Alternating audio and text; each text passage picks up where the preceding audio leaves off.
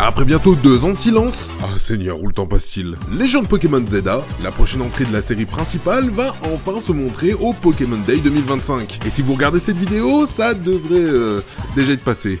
Mais peu importe, cette vidéo va vous servir un petit peu de capsule temporelle à toutes les rumeurs qui sont sorties durant cette dernière année. Donc alors c'est pas exhaustif, hein, je vais pas aborder toutes les rumeurs parce que il y a quand même pas mal de choses qui ont été balancées, mais au moins les principales pour que vous savez à quoi vous attendre. Allez, fermez les yeux et imaginez qu'on est en Step by Step. Après le succès financier, mais l'hécatombe graphique qui était Écarlate et Violet, Game Freak a fermé la gueule de tous les gens qui croyaient que les jeux Pokémon suivaient un pattern et ont annoncé un remake, ou suite, ou préquel des jeux de 2013 Pokémon X et Y. Et par annoncer, je veux juste dire annoncer, hein. On n'a pas eu de gameplay, absolument rien du tout, on a juste eu le terme de l'urbanisation de la ville d'Illumis, et c'est tout. Le ZVR implique que le membre oublié du trio Zygarde sera la mascotte. Le titre Légende laisse penser peut-être un gameplay proche de Légende Arceus, mais étant donné que Légende Arceus est défini par le fait que ce jeu est différent de ceux qui sont arrivés avant, ça veut pas dire grand chose. Donc les fans ont dû faire ce qu'ils avaient avec les rumeurs, et ont balancé un petit peu tout et n'importe quoi. Mais en tout cas, on va commencer avec les premières rumeurs.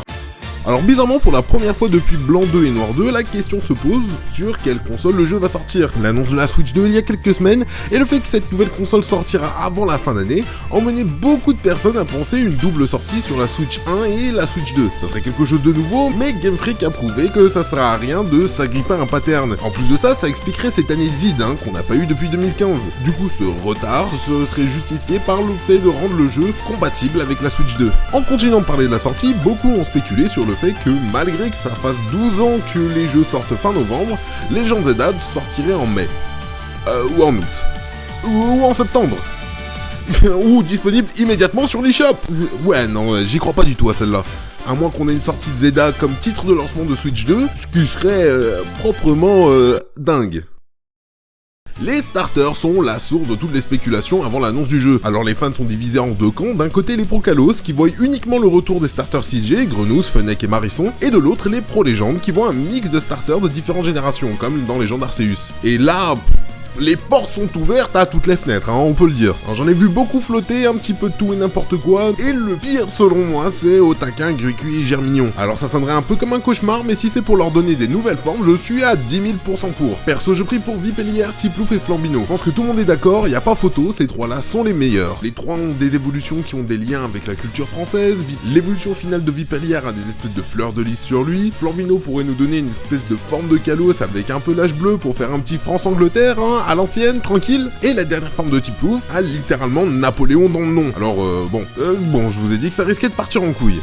Alors c'est déjà clair que Zedar va ramener la méga évolution, et c'est très probable qu'on va voir de nouveaux mégas. Les fans de Libégon, s'il vous plaît, calmez-vous, on vous voit. Mais Pokémon Horizon, le tout nouvel animé, parle d'une substance qui rend les Pokémon fous et décuple leur puissance. Un des personnages mentionne même que ce que l'on voit n'est que la forme temporaire de cette matière qui semblerait affecter les Pokémon. Alors pour l'instant rien n'est confirmé, mais je trouve que ça serait une bonne surprise, et surtout, on aurait enfin l'occasion de voir les Pokémon obscurs ajoutés dans un jeu officiel. Mais qu'est-ce que je raconte? Pourquoi se prendre la tête? Méga Dracofeu Z, allez, pourquoi pas, let's go!